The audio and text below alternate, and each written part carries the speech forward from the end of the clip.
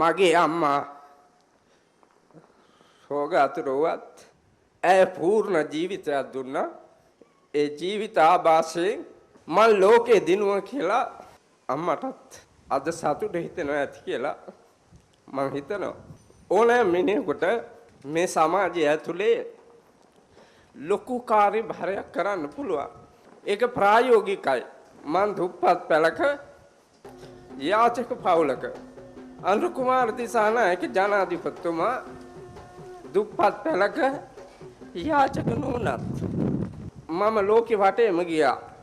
ජනාධිපතිතුමා මේ ශ්‍රී ලංකා ප්‍රජාතාන්ත්‍රික සමාජවාදී ජනතාවේ ජනාධිපතිතුමා උත්සාහය නම් මේ ලංකාව ලස්සන පින්වන්ත මතු මානව පරම්පරාවකට දුකක් නොවන සමාජයක් නිර්මාණය කරලා තියෙන එක. සෞභාග්‍යයෙන් සපිරි නැනසින් සහ ගුණයෙන් වැඩුණු සත්පුරුෂයන් නිර්මාණය වුණොත් අතීත ශ්‍රී ලංකාවේ අනුරාධපුර රාජධානියේ සිට නිර්මාණය වුණු මේ ලංකා සංස්කෘතිය අපිට ආපහු ආලෝකමත් කරන්න පුළුවන්.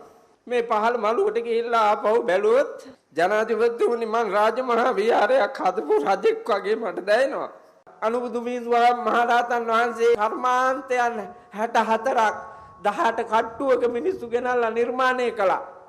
ඒ නිර්මිත ශ්‍රී ලංකාවේ කන්ද නැහැ කියනවා නම් අඳින්න නැහැ කියනවා නම් ජීවත් වෙන්න විදිහක් නැහැ කියනවා නම් ඒක පාපයක්. ඒකේ යැලෙන්නේ නැතුව මේක ගොඩනගන්න මාන්සි ගන්න.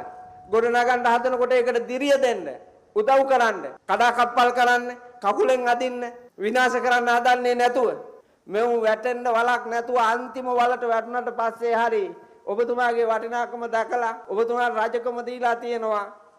ඒ රජකම බාරගත්තා සේම රාජකීයත්වයේ ඒ කටයුතු ටිකත් මනාව සිද්ධ කළා මේ ලංකාවට ලස්සන ශ්‍රී ලංකාවක ස්වයංපෝෂිත මිනිස්සු සන්තෝෂයෙන් ජීවත් වෙන මිනිස්සු මතු පරම්පරාවට කාටවත් අතපාන්නේ නැති මිනිස්සු ජාතියක් කරන්න පුළුවන් නම් හොඳයි.